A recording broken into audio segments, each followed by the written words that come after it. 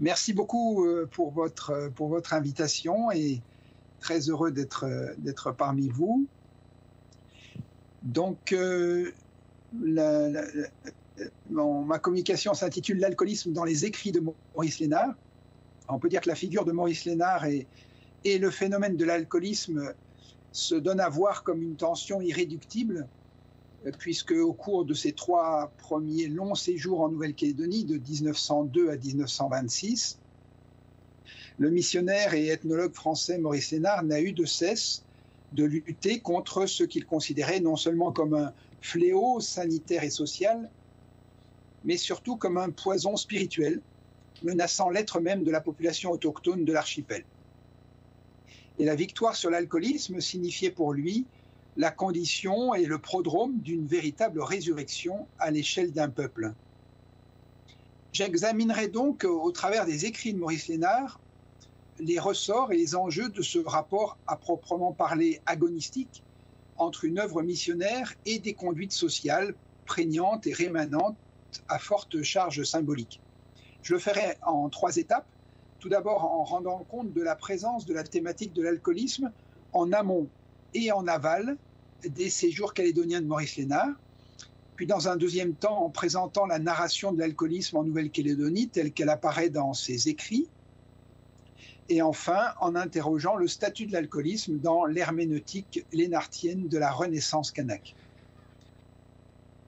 D'abord donc en amont et en aval de ces séjours calédoniens. Le motif de l'alcoolisme dans la pensée et dans l'action de Maurice Lénard ne se réduit pas en effet aux années d'apostolat en Grande Terre, c'est-à-dire de 1902 à 1926.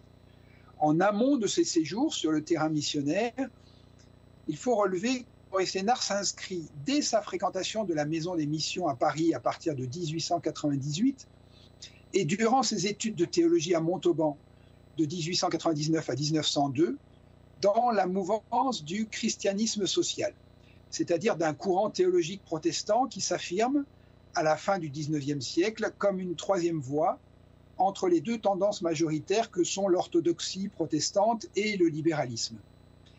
Cette 3e voie insiste sur la nécessité de prendre en compte les bouleversements induits par la révolution industrielle, notamment sur ce que l'on appelle alors la question sociale, c'est-à-dire les conditions de travail, les maladies, les accidents, les logements insalubres, la prostitution et l'alcoolisme dans la population ouvrière française.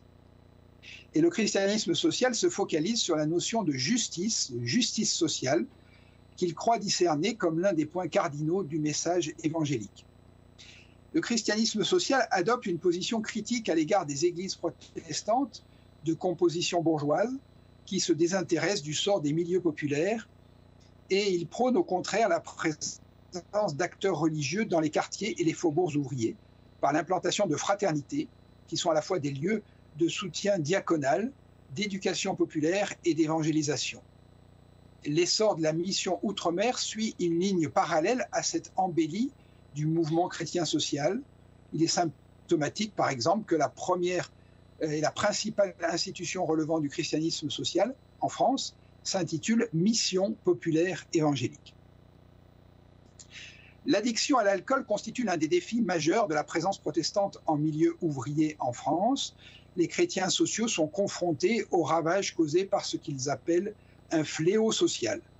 Et ils cherchent à le combattre selon une stratégie qui conjugue accompagnement fraternel et travail spirituel.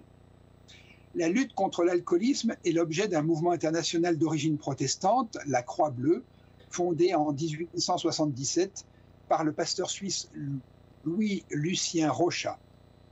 Afin de venir en aide aux personnes dépendantes de l'alcool, la Croix-Bleue propose des parrainages individualisés entre alcooliques, anciens alcooliques et volontaires non alcooliques s'engageant à l'abstinence totale. Cette entraide fraternelle repose sur une démarche spirituelle qui affirme explicitement que la délivrance à l'égard de l'alcoolisme ne peut se réaliser efficacement qu'avec l'aide de Dieu. L'inspiration de cet exemple de lutte contre l'alcoolisme apparaît évidente chez le jeune Maurice Lénard avant son départ pour la Nouvelle-Calédonie. D'autant que l'on a retrouvé dans sa bibliothèque, qui constitue aujourd'hui le fonds Lénard de la bibliothèque de l'Université de la Nouvelle-Calédonie, outre une bonne part de la collection de la revue Christianisme social, l'ouvrage de M. Maillet intitulé « Le devoir des églises protestantes en face de l'alcoolisme », publié à Alger en 1900. Il est donc clair que les convictions anti-alcooliques de Maurice Lénard précèdent son départ pour Nouméa en 1902. Si l'on porte à présent notre regard sur la période postérieure à ses séjours missionnaires en Nouvelle-Calédonie, on constate que de 1926 à 1935, Maurice Lénard exercera un ministère pastoral au sein de la mission populaire évangélique sur le poste dit de la Bienvenue dans le 13e arrondissement de Paris. Son engagement se traduira tout particulièrement par le soutien et l'accompagnement des personnes sans logis et dépendantes de l'alcool, en étroite collaboration avec le mouvement de la Croix-Bleue. On constate ainsi que la préoccupation et la lutte contre l'alcoolisme débordent largement les séjours calédoniens de Maurice Lénard et se situent tout aussi bien en amont et en aval. Il n'empêche que la grande différence que le missionnaire constatera rapidement entre le terrain des quartiers populaires de la métropole et celui des tribus kanaks, c'est que l'alcoolisme est, dans le premier cas, une problématique essentiellement individuelle, et dans le second, un phénomène largement collectif, communautaire, voire populaire. Même si l'effet d'entraînement peut bien évidemment jouer en Europe, l'émulation et le mimétisme sont beaucoup plus marqués en Nouvelle-Calédonie. Maurice Lénard devra donc adapter sa stratégie de lutte contre l'alcoolisme. Il n'en demeure pas moins que pour lui, en raison de ses racines protestantes de tendance piétiste, la solution à ce fléau ne peut que passer par un sursaut individuel et donc par une affirmation de la personnalité face au groupe. Cela ne sera pas de maigre importance lorsqu'on envisagera tout à l'heure le regard qu'il portera sur les conditions de la renaissance kanak. Mais parcourons tout d'abord maintenant les différents éléments de sa narration de l'alcoolisme en Nouvelle-Calédonie. C'est ma deuxième partie. Pour l'essentiel, Maurice Lénard aborde la question de l'alcoolisme dans 5 textes. Son ouvrage intitulé « La Grande Terre », le texte qui est de quelques pages intitulé « L'alcoolisme des indigènes en Nouvelle-Calédonie et dépendance, un moment décisif », et 2 articles de la gangue tribale à la conscience morale et de la mort à la vie, et enfin dans son livre intitulé « Gens de la Grande Terre ». Les 4 premiers textes relèvent de la littérature missionnaire et s'avèrent être les toutes premières publications de Maurice Lénard, qui révèlent ainsi une préoccupation précoce vis-à-vis de l'alcoolisme, et le 5e texte est un ouvrage de vulgarisation ethnologique. Maurice Lénard est confronté au phénomène de l'alcoolisme et à ses ravages dès son arrivée dans l'archipel calédonien en 1902. À plusieurs reprises, il relate la formule d'accueil du maire de Nouméa, Charles Loupias, le 13 novembre 1902. « Que venez-vous faire ici? Dans 10 ans, il n'y aura plus un kanak. » Le pronostic trouve son explicitation dans l'examen des courbes démographiques. La population autochtone est en effet passée d'environ 100 000 à 10 000 en 50 ans, soit une chute vertigineuse de 90% en un demi-siècle. L'alcoolisme n'est pas la cause directe de cet effondrement démographique, mais il est le symptôme d'un désespoir généralisé à l'échelle d'un peuple. Le 2 juin 1903, Maurice Lénard écrit à son père, Franz Lénard, « Outre les difficultés du paganisme inférieur, il faut ajouter celles causées par le voisinage des Blancs ou leur promiscuité, l'influence des libérés habitant dans les tribus et la force catholique. On nous a montré un peuple s'élançant dans les bras d'un bon Jésus, mais je ne trouve guère que le fier kanak de l'insurrection qui, vaincu, préfère ne pas avoir d'enfants que de les voir exploités par les Blancs. » Fin de citation. Cet extrait de correspondance, qui n'était pas destiné à publication, indique à la fois le refus d'engendrer des autochtones suite à l'écrasement de la révolte de 1878 et la présence de bannières libérées à proximité des tribus, ce qui laisse entendre la distribution de l'alcool à grande échelle. Et cela sera confirmé dans des textes plus tardifs.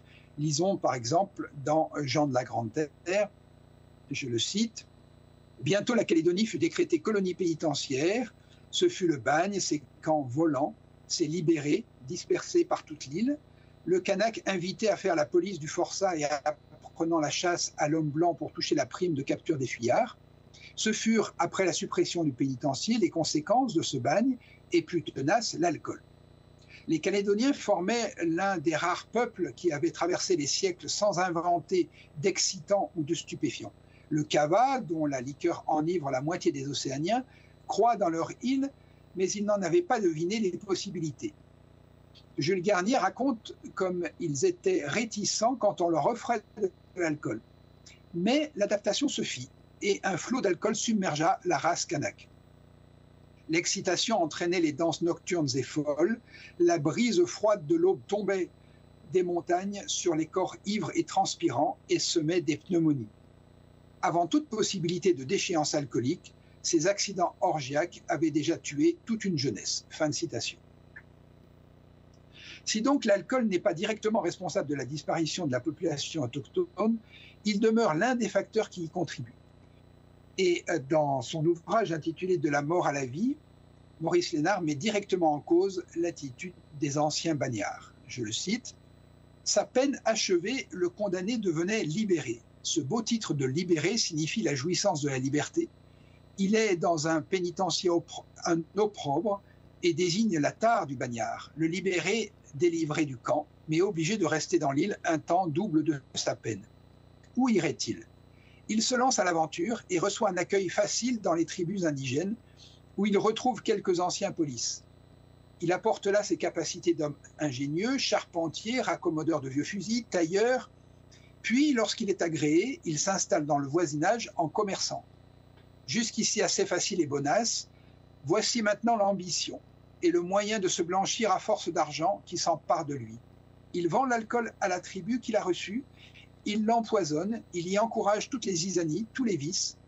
Il est un fils de Satan, régnant dans un village de Kanak confiant, et bientôt l'on peut dire que tous les germes d'espérance et de vie sont à jamais brisés dans la chair et le cœur de ses enfants. Des milliers de libérés furent, durant 50 ans, répandus dans toute l'île, disparaissant dans des régions peu connues et y accomplissant presque inconsciemment leur œuvre de mort. Et toute l'île sera désormais livrée à cet alcoolisme effréné qui causa une si rapide dépopulation.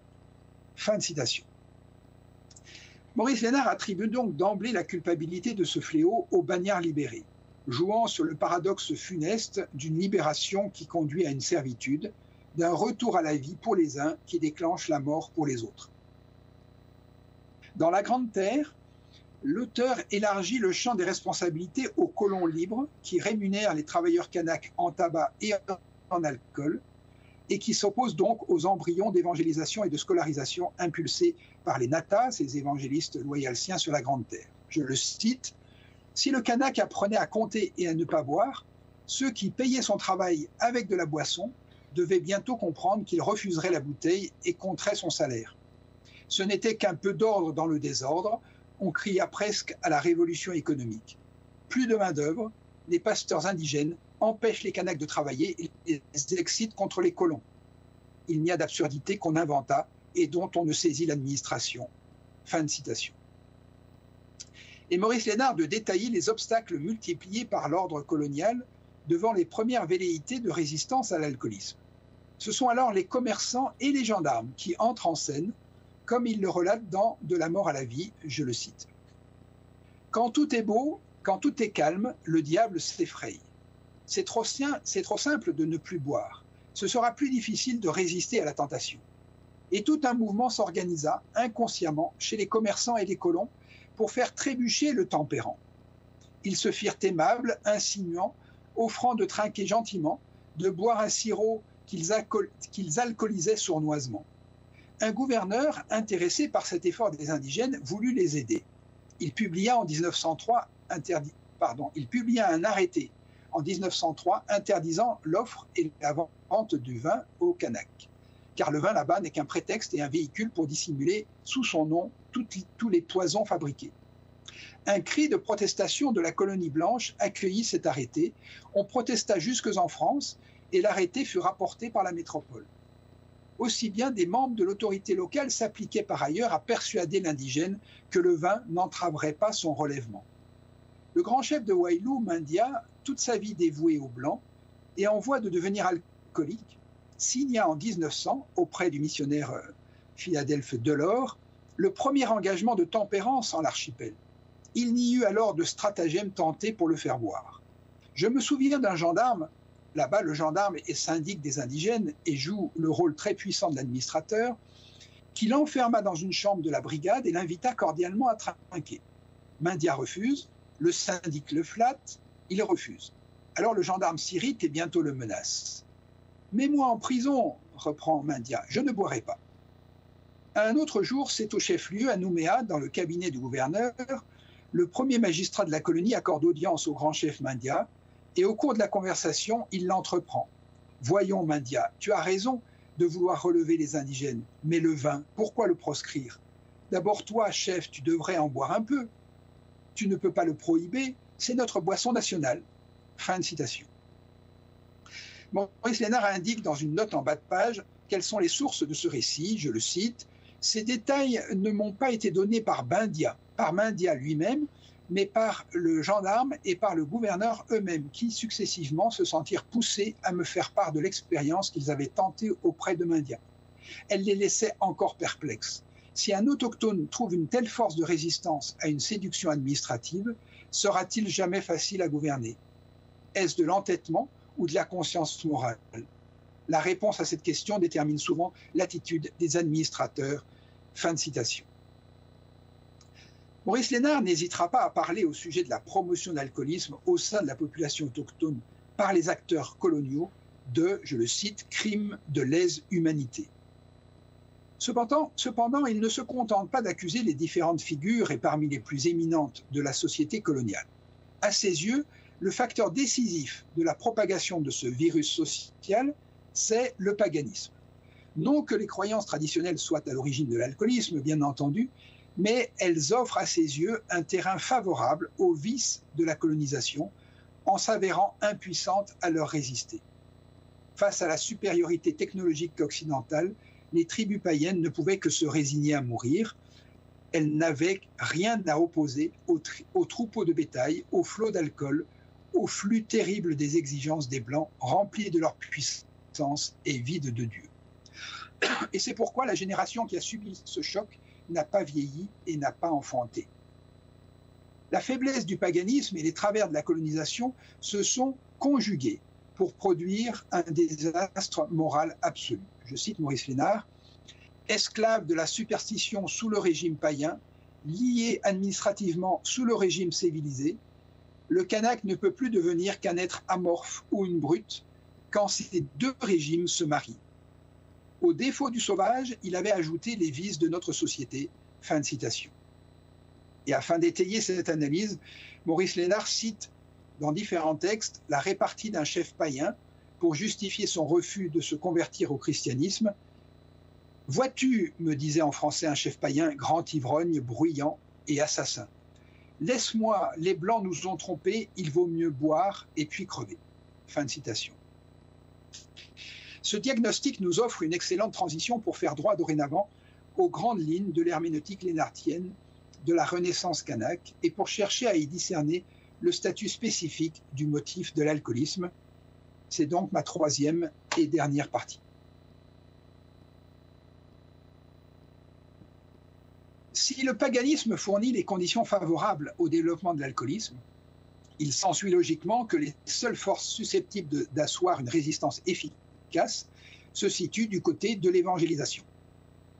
Mais encore faut-il préciser qu'aux yeux de Maurice Lénard, c'est uniquement la mission protestante qui peut offrir ce ressort.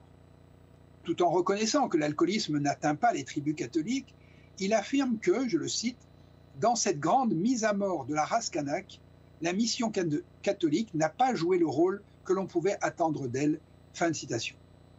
Cela tient au principe de ce que Maurice Lénard appelle la voie large, par opposition à la voie étroite de la mission protestante. Avec un personnel européen pléthorique, la mission mariste protège les tribus qu'elle abrite sous son aile. Mais la résistance demeure superficielle, car elle est liée à une sécurité spatiale, isolée du monde extérieur, et est tributaire du clergé alloctone, au lieu de conduire chaque croyant à développer une conscience morale capable de s'opposer personnellement à l'alcoolisme, ce sur quoi s'investit la mission protestante.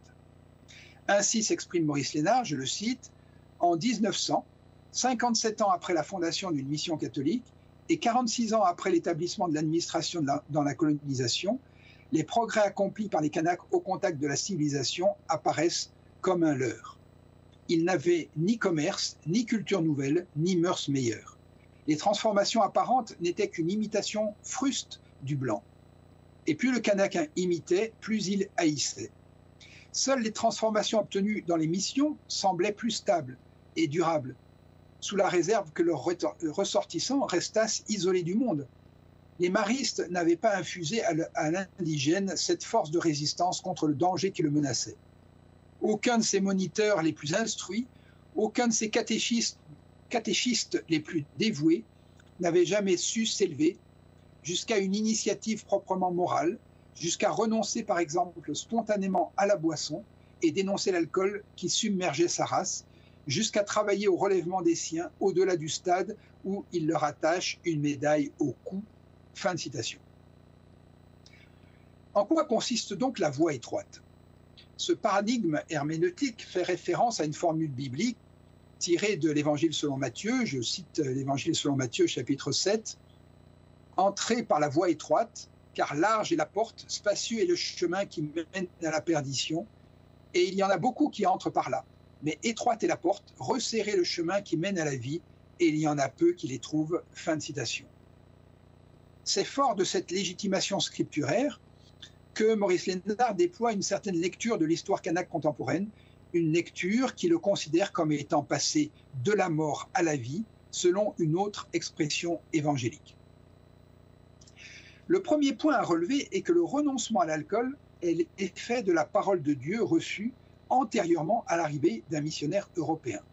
C'est dans le cadre de l'évangélisation des autochtones par les autochtones que se produisent les premiers mouvements de résistance. Ainsi, Maurice Lénard relate-t-il l'arrivée à Wailou du Nata Masaya en provenance d'Ouvéa en 1894, suite à l'autorisation du gouverneur anticlérical Paul Fayet qui voulait ainsi faire pièce à la mission mariste. Je cite Maurice Lénard, « L'Évangile, pour la première fois, fut annoncé en paix sur la Grande Terre. Alors on vit une chose extraordinaire. Dans la tribu de Paraouillé, chez Capéa, le Kanak cessa de boire et s'instruisit. Des tribus voisines demandèrent à Masaya de venir annoncer la parole chez elle. » Fin de citation. Et Maurice Lénard de citer le missionnaire Philadelphe Delors, en poste alors à Marais, qui écrit à la Société des missions évangéliques de Paris le 5 janvier 1899, je le cite, « La France a envoyé à ces peuplades de l'alcool et des forçats. Mais voici, vers la 11e heure, alors que, abrutis d'eau-de-vie et souillés par la luxure des libérés, ils allaient disparaître, leurs frères des loyalties vont vers eux, portant la lumière de l'Évangile. » Fin de citation. Et comme on l'a déjà mentionné, le chef Mindia est le premier Kanak à signer la tempérance, c'est-à-dire l'engagement à l'abstinence totale d'alcool. Et il est suivi par des centaines d'autochtones de la région de Wailou. Maurice Lénard s'attarde sur les justifications exprimées par les Kanaks abstinents eux-mêmes pour rendre compte de leurs décisions. Voici en quels termes il se fait le relais de leur argumentation. Je le cite, « Je n'ai en vérité noté que 2 phrases qui marquent les étapes du Kanak venant au christianisme. La première, je ne bois plus. La deuxième, et jamais cet ordre n'est interverti, je veux être vivant. La première, je ne bois plus, marque un effort personnel à la base de tout développement religieux ultérieur. Dès qu'un païen appelle un nata, il lui dit « je ne bois plus, je ne commets plus adultère ». On n'avait pas auparavant parlé aux Kanaks contre l'inconduite. Rien ne pouvait indiquer chez eux que ce rejet fût la condition d'un christianisme possible. Cependant, d'eux-mêmes, ces païens avaient compris que leur décision devait être scellée par un acte, et non un acte extérieur, mais un acte personnel et moral. Point de piété fausse cherchant auprès d'un Dieu puissant une sécurité nouvelle, point de superstition. D'emblée, ces indigènes ont une clarté de la vraie direction du sentiment religieux. Ils n'ont point louvoyé entre les déviations et les compromis. Il faut pour le christianisme un effort moral rectifiant la vie quotidienne. Et la première chose surgie en leur conscience obscure fut « l'alcool nous tue ». Si nous voulons obtenir le secours d'un Dieu qui nous donne la vie, d'abord ne buvons plus. Et l'on vit dans toute l'île des ivrognes qui d'un coup cessèrent de boire et pour toujours. Les conséquences de ce premier mot, je ne bois plus, sont immédiates. Résister à la boisson, c'est fixer un point d'arrêt sur la pente de sa déchéance, acquérir un contrôle sur soi-même.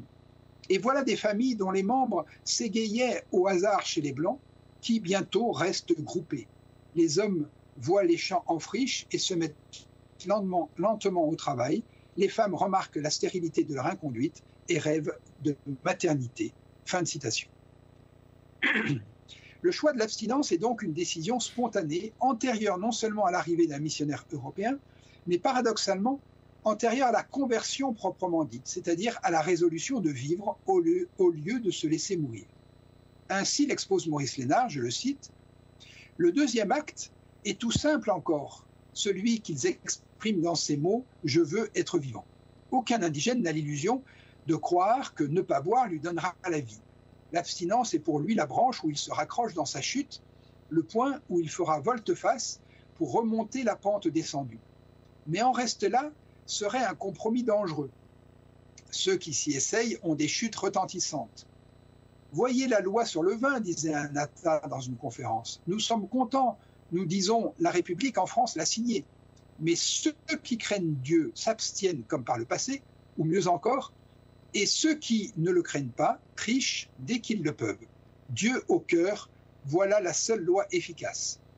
Et de fait, la vie ne tient pas dans un verre d'eau, elle le déborde certes, et seul un cœur vivant la peut contenir. Et c'est pourquoi le Calédonien, après s'être assuré quelques mois par le renoncement à la boisson, s'en retourne un jour chez le pasteur indigène et prononce la deuxième parole, « Natta, je voudrais faire le travail de Dieu. » Pourquoi ? Parce que je veux être vivant. Nous sommes maintenant loin du « je ne bois plus », nous sommes au seuil de la vie et la vie est religieuse. Ces deux actes, l'un de redressement, « je ne bois plus », l'autre de travail religieux, « je veux être vivant », ont marqué vraiment les étapes par lesquelles les chrétiens kanaks sont passés de la mort à la vie. Fin de citation. Cette reconstitution de l'itinéraire du kanak qui renonce à l'alcool avant de s'engager sur un chemin de conversion, le travail de Dieu, pour traduire littéralement l'expression vernaculaire, correspond rigoureusement à la théorie lénartienne de l'évolution religieuse des Mélanésiens de Nouvelle-Calédonie. Selon Maurice Lénard, il est judicieux de rendre compte du passage du paganisme au christianisme par une analogie métaphorique avec le monde végétal. La graine qui étouffe sous sa gangue ne peut que la faire éclater pour que la plante s'épanouisse. Il en va de même avec le cheminement intérieur du païen qui devient chrétien. Il commence par un sursaut qui provient du domaine moral, c'est-à-dire par un éveil de la conscience de soi. C'est l'indice d'un accès du kanak au statut de sujet moral et de personnalité, alors que le paganisme le tenait engoncé dans un carcan collectif. Il devient un soi qui s'affirme dès lors qu'il est passé, comme le dit le titre de l'article de Maurice Lénard, de la gangue tribale à la conscience morale. Les conditions sont alors réunies pour une réelle conversion, qui ne peut reposer que sur une démarche individuelle. Maurice Lénard l'exprime ainsi avec d'autres mots, je le cite, « Quand le kanak a cessé de boire et qu'il a brûlé ses anciens dieux, il s'est affirmé deux fois, d'abord devant le blanc, dont il récuse désormais l'eau dite de vie, ensuite devant ses congénères, en portant sa foi plus haut que la montagne où dorment les crânes ancestraux. » Fin de citation. On saisit à présent toute la prégnance des présupposés piétistes issus du christianisme social et de la pratique de la croix bleue dans cette herméneutique lénartienne de la Renaissance kanak. Et on mesure dans ce cadre d'interprétation le statut privilégié de l'alcoolisme comme un motif repoussoir à l'égard duquel l'émancipation s'impose, à la fois pour éprouver l'accession au statut de sujet moral et pour autoriser l'entrée sur un chemin de conversion.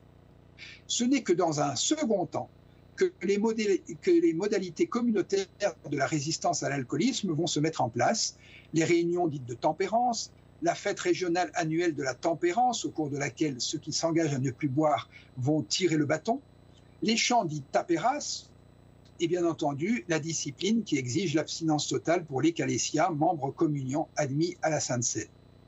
Et par voie de conséquence, la mise sous discipline, c'est-à-dire sous une mesure d'exclusion temporaire de la participation à la communion pour celui qui serait coupable d'une rechute.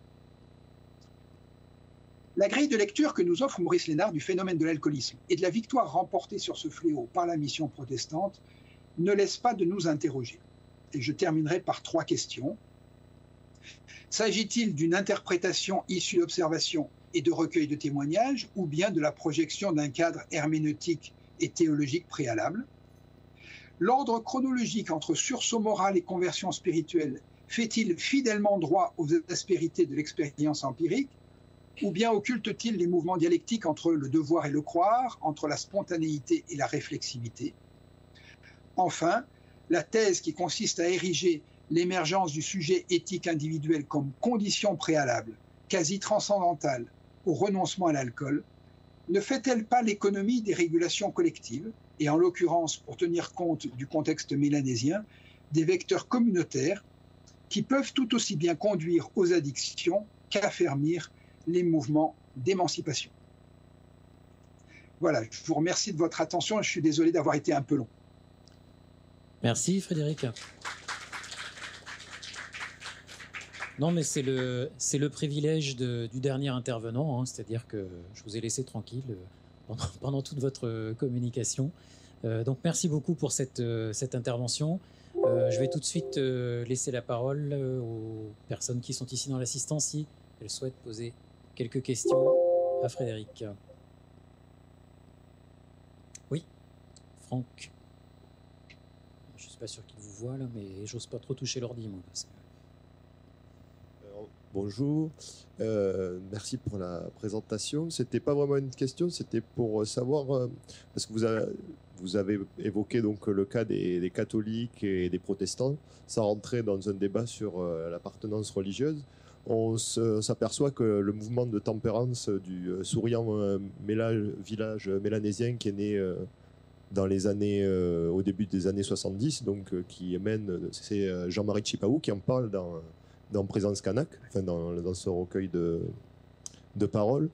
Et il naît dans une tribu plutôt catholique à la conception.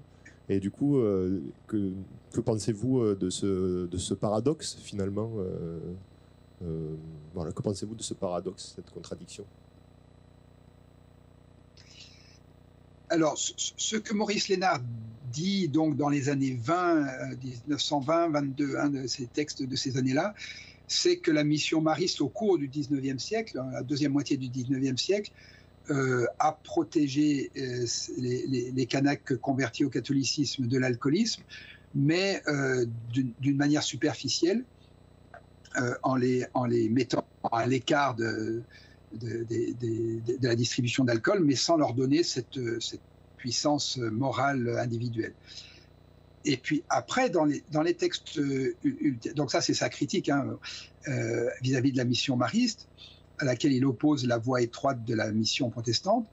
Mais après, dans les textes de 52-53, les derniers textes de Maurice Lénard, puisqu'il est mort en 54, il confirme son analyse première, mais il considère que la mission protestante a en quelque sorte, par la concurrence qu'elle a apportée à l'égard de la mission mariste, a suscité un sursaut au cours donc des années 20 et 30 du XXe siècle, et que la mission mariste a alors repris en quelque sorte cette vocation de protection contre l'alcoolisme, et que après la Seconde Guerre mondiale, donc à partir de la création des deux associations, l'UCALO et la ICLF, catholiques et protestants ensemble se sont unis pour à la fois lutter contre l'alcoolisme et faire progresser les droits autochtones.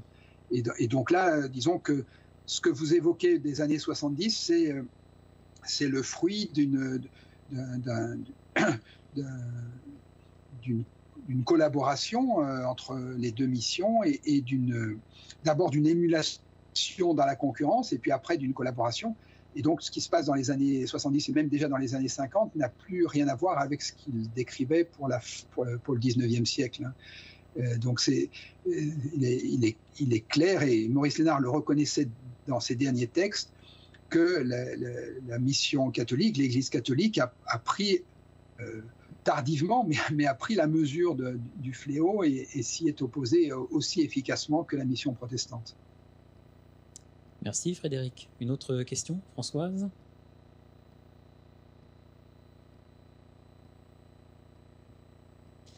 Bonjour Frédéric, ou bonsoir, je ne sais plus très bien quoi te dire. Donc Françoise Quérol, je suis ravie de te retrouver là. Ouais. Et j'ai trouvé ton intervention très intéressante. Je ne savais pas du tout que Maurice Lénard, c'était en amont et en aval de la Calédonie. Engagé du côté de la tempérance, c'est quelque chose que je ne connaissais pas du tout. Je voulais juste te poser une question par rapport à un terme que tu emploies et me demander avec toi si on pouvait le préciser.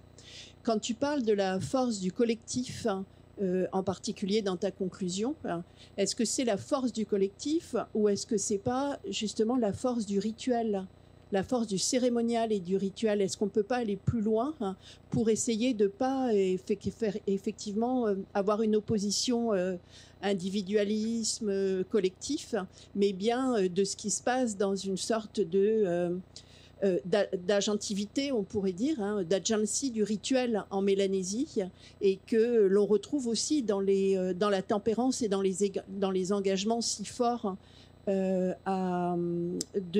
mouvements de tempérance en Nouvelle-Calédonie. Voilà, merci beaucoup. Merci de cette question. Effectivement, je suis assez d'accord avec toi pour dire que les missions catholiques comme protestantes ont en quelque sorte inventé de nouveaux rituels, ont substitué au rituel du paganisme qui avait disparu, de nouveaux rituels pour baliser en quelque sorte l'existence des communautés.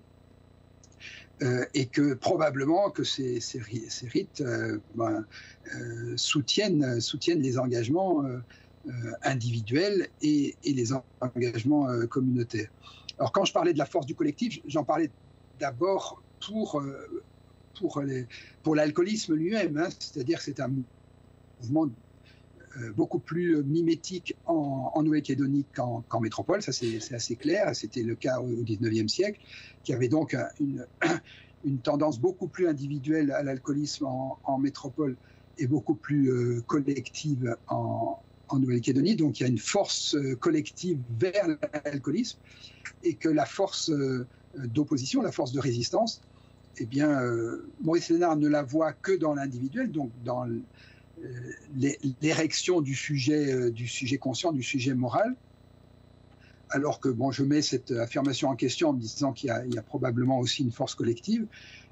Alors je dirais, pour répondre à ta question, il y a les deux. À mon avis, il y a une force collective et une force rituelle. Le rituel vient au service du collectif, mais il y a, je pense aussi, du fait du contexte communautaire assez prégnant de la société mélanésienne, une force aussi du mimétisme, avant même le rituel, une sorte de mimétisme dans la résistance. Je pense qu'il y a ça aussi, il y a les deux, me semble-t-il.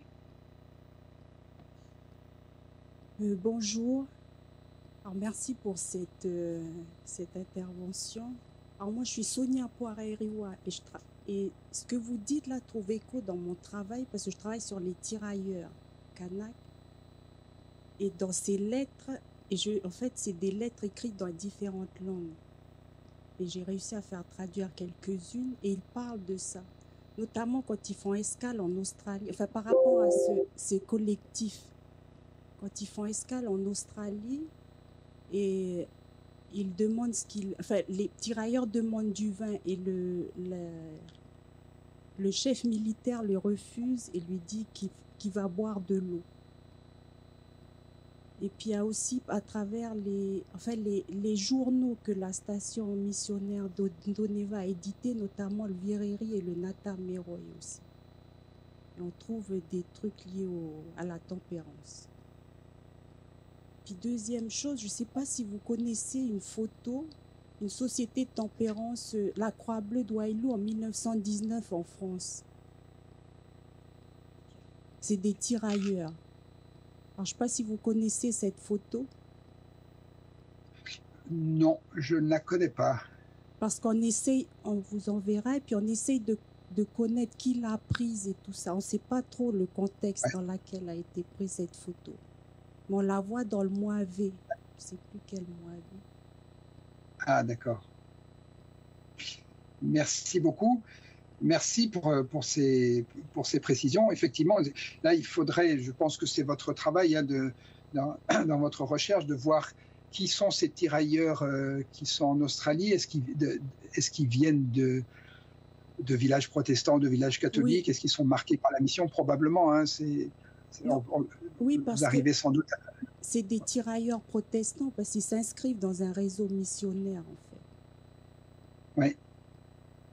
D'accord. Donc, ils sont marqués effectivement par la discipline de la mission qui est, à ce moment-là, hein, au moment du départ des tirailleurs, la discipline est très claire. C'est l'abstinence totale pour pouvoir être ecclésiaen. Hein, donc, il y a une discipline de fer, en quelque sorte. Hein, il ne faut pas une seule goutte d'alcool. Et ils sont reçus en France par la mission protestante, par des protestants qui les encadrent. Enfin, d'accord. Bah, c'est très, très intéressant, hein, effectivement. Moi, je vous remercie, je vous encourage pour votre recherche. Hein, c'est très intéressant de voir comment, une fois qu'on n'est plus dans son contexte tribal, est-ce qu'on garde cette discipline ou pas quand on va à l'étranger, hein, quand on part comme les tirailleurs pour l'Europe, en direction de l'Europe. Est-ce que la discipline reste prégnante ou bien est-ce qu'il y a un relâchement? Ça, c'est très intéressant à analyser, effectivement.